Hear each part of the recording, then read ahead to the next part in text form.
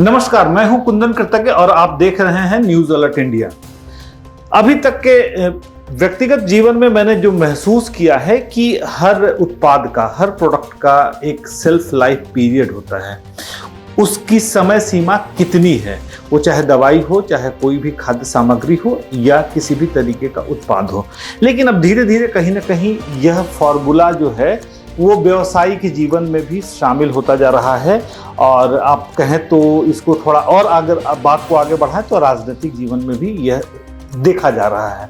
व्यवसायिक जीवन की बात करें तो आप जिस पद पर भी अपने सेवा में आते हैं वहाँ से आपको प्रमोशन मिलता है, उससे आगे बढ़ते तो हर पद का एक सेल्फ लाइफ होता है। अब बात करते हैं राजनीतिक जीवन का, तो झारखंड के एक बड़े राजनीतिक शख्सियत है।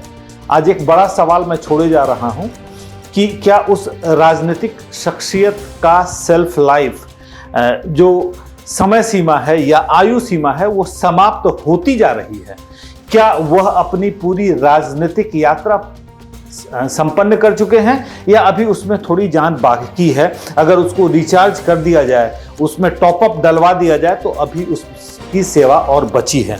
उस राजनीतिक शख्सियत का नाम है झारखंड प्रदेश अध्यक्ष बाबूलाल मरांडी।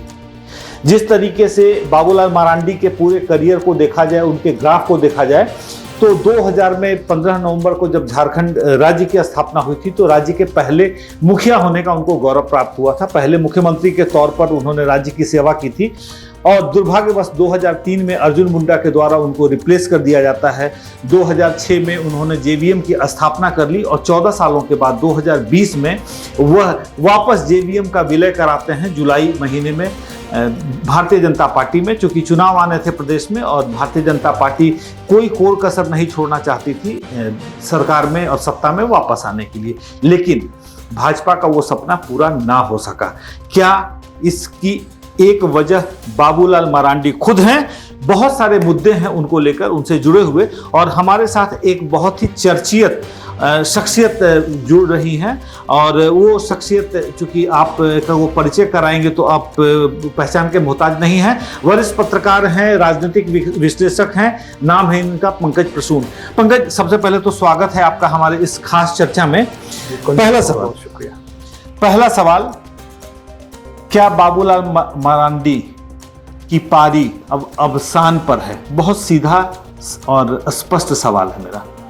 अवसान पर है या नहीं, इससे बड़ा जो एनालिसिस है वो ये है कि क्या पहले वाला चाम बच गया है, क्या कार्यकर्ताओं पर पकड़ है, क्या संगठन पे पकड़ है। और जिस तरह बाबूलाल मरांडी के बारे में एक चीज कहा जाता था कि संगठन चलाना आता है, वो अभी बाकी है या नहीं।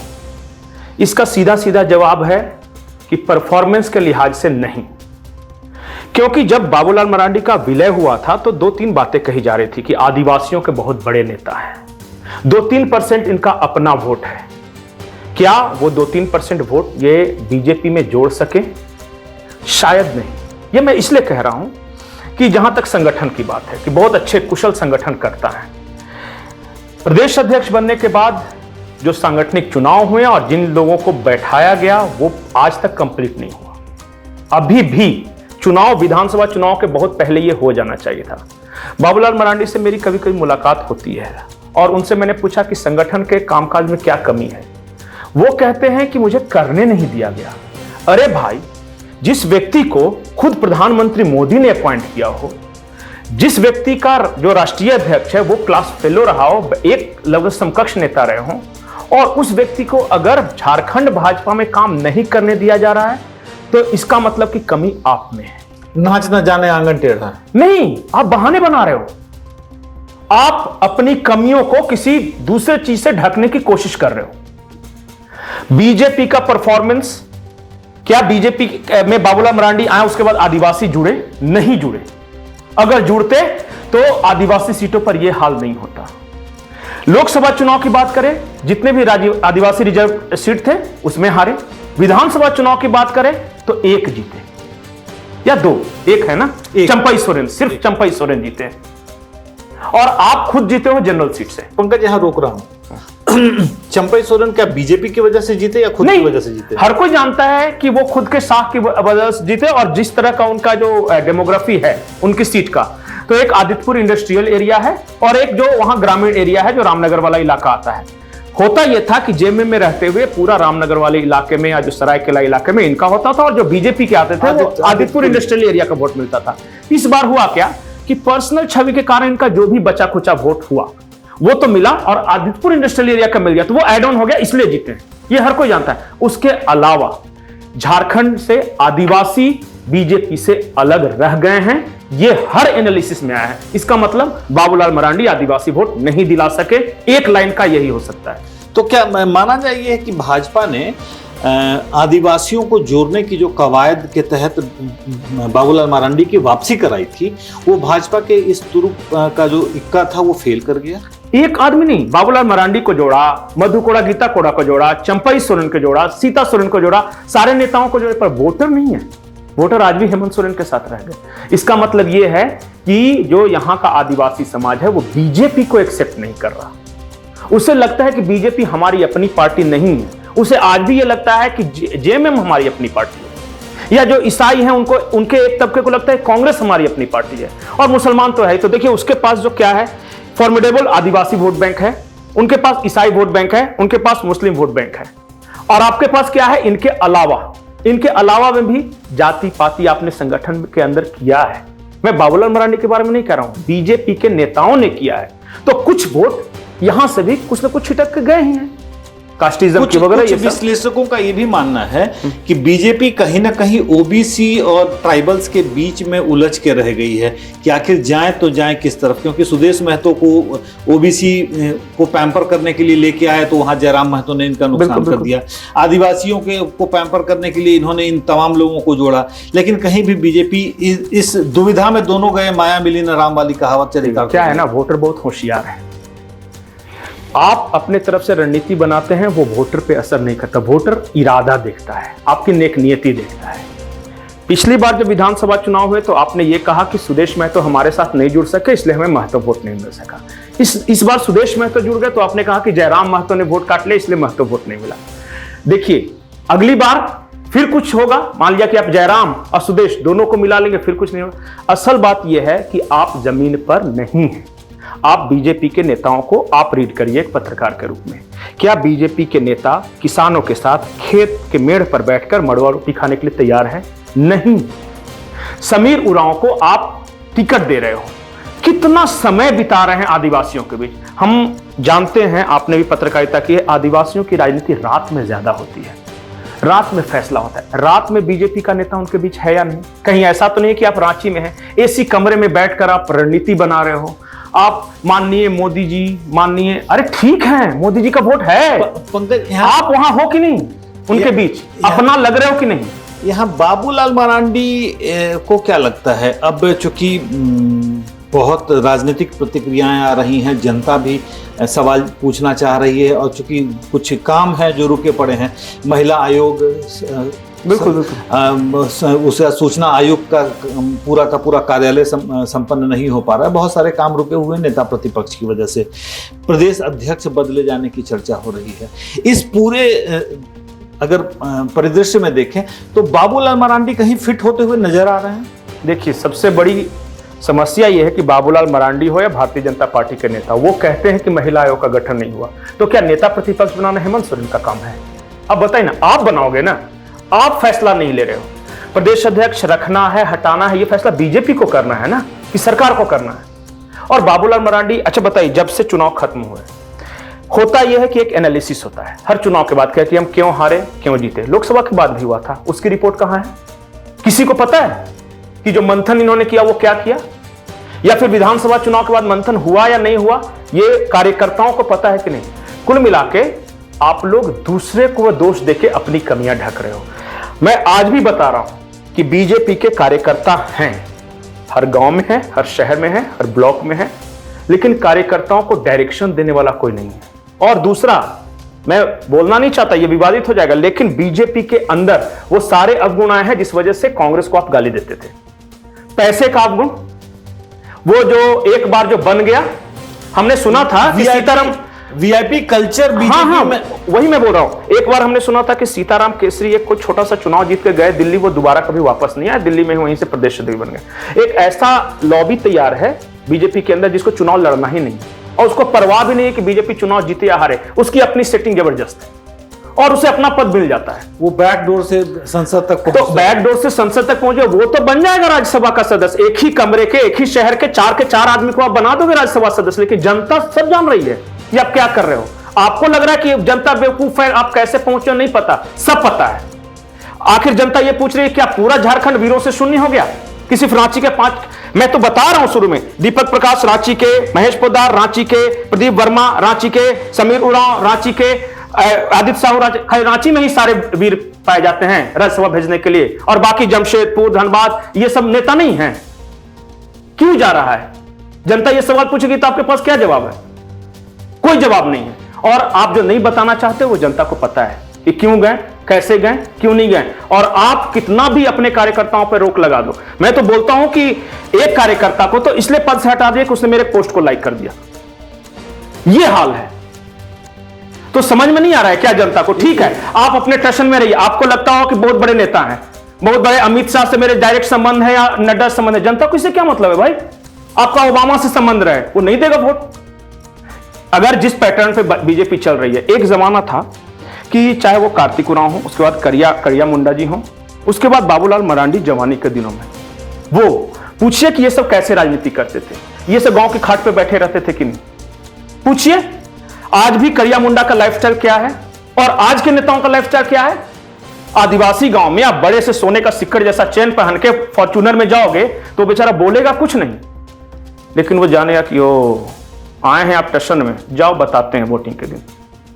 बॉडी लैंग्वेज, भाषा, ये नागपुर के संस्कृतनिष्ठ आरएसएस का भाषा जाके संथाल परगना के गांव में बोल रहे हैं श्रीमान, परंतु आपको ऐसे करना चाहिए। तो उसको समझ में आ रहा है? समझ नहीं रहा है कि ये कोई एलियन टाइप का आदमी है।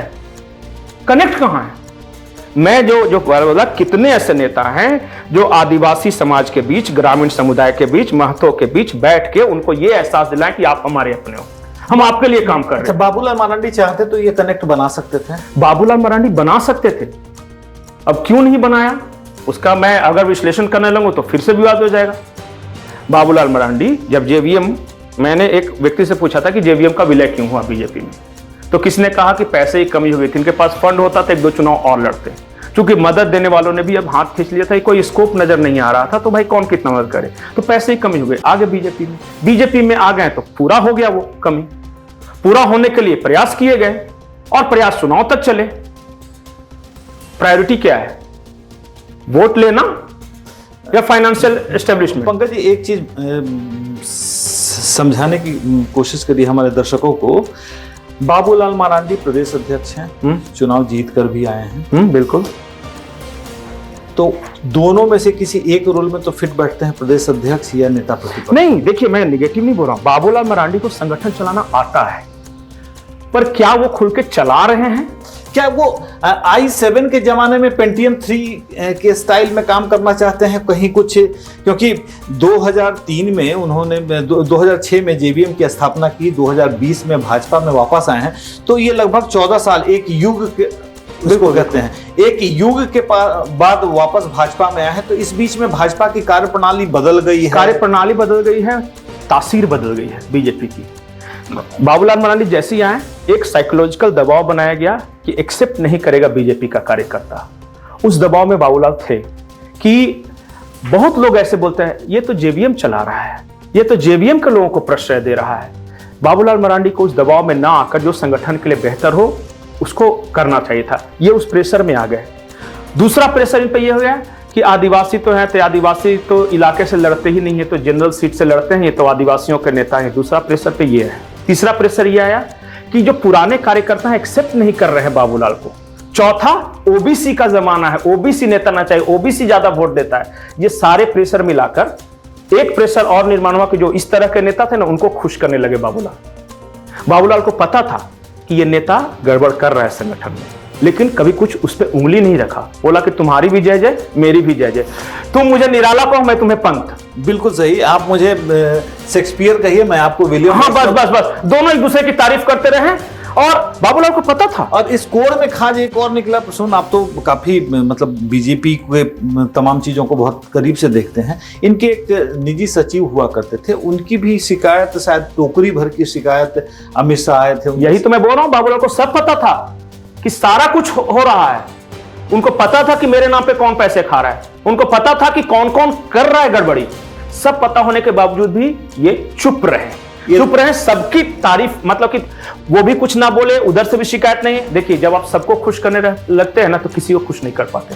फिर ये होता है जो आज हुआ। मैंने बाबूलाल मरांडी को चुनाव के पहले बोला था कि जिस दिन हारा बीजेपी, सारा का सारा इल्जाम आप पे जाएगा और वही लोग आप पे इल्जाम लगाएंगे जिनकी आप वाह वाह कर रहे हैं। और अंत में वही हुआ। आज कौन ऐसा आदमी है जो बाबूलाल को यह कह रहा है कि प्रदेश अध्यक्ष से हटाया जाएगा या फिर ये अब लायक नहीं रहे हैं? कौन कर रहा है? वही लोग कह रहे हैं जो इनके नाम पे उस वक्त गड़बड़ियां फैला रहे थे।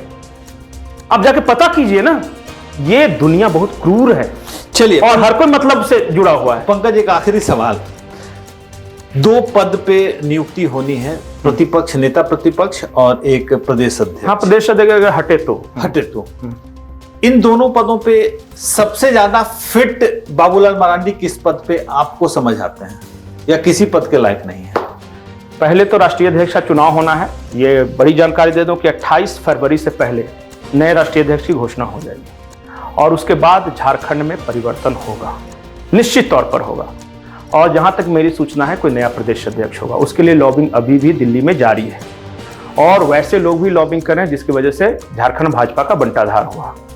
अब कौन बनेंगे, आपने बोला किस पोजीशन पे फिट बैठते हैं? लीडर ऑफ अपोजिशन, मुद्दों सहित सरकार को घेरना है। आई थिंक कि ये उतने वोकल नहीं है। मैंने बोला ना, महीन, तुम्हारी भी जय जय हमारी भी जय, लीडर ऑफ अपोजिशन ऐसा नहीं चलता। और संगठन में ट्रायल एंड टेस्ट देख ही लिया। मुझे तो नहीं लग रहा है कि दोनों में से कोई रहेंगे। बाकी चलिए, तो हमने बात जहां से शुरू की थी, बात वहीं खत्म हुई कि बाबूलाल मरांडी की राजनीतिक पारी जो है वो अवसान पर है, और जिसको कंक्लूड किया पंकज जी ने कि इन्होंने कहा कि मुझे कहीं भी इन दोनों पदों में कहीं भी बाबूलाल मरांडी फिट नहीं बैठते हुए नजर आते हैं। तो जाहिर सी बात है, जिनको बहुत ही एक ड्रामा के साथ, एक हाइप के साथ भाजपा में शामिल कराया गया और आज वो एक्सेप्टेबिलिटी नहीं बन पा रही है, तो जाहिर सी बात है बाबूलाल मरांडी के लिए बहुत ही चिंतनीय विषय है। और बाबूलाल मरांडी से भी ज्यादा यह कुंदन जी, माफ कीजिएगा मैं टोक रहा हूं, एक बात हर किसी को, वोटर को जोड़िए, नेता को जोड़ने से फायदा नहीं है। तो कंक्लूड पंकज जी ने किया। हमारे इस चैनल को लाइक करिए, सब्सक्राइब करिए और देखते रहिए न्यूज़ अलर्ट इंडिया। नमस्कार।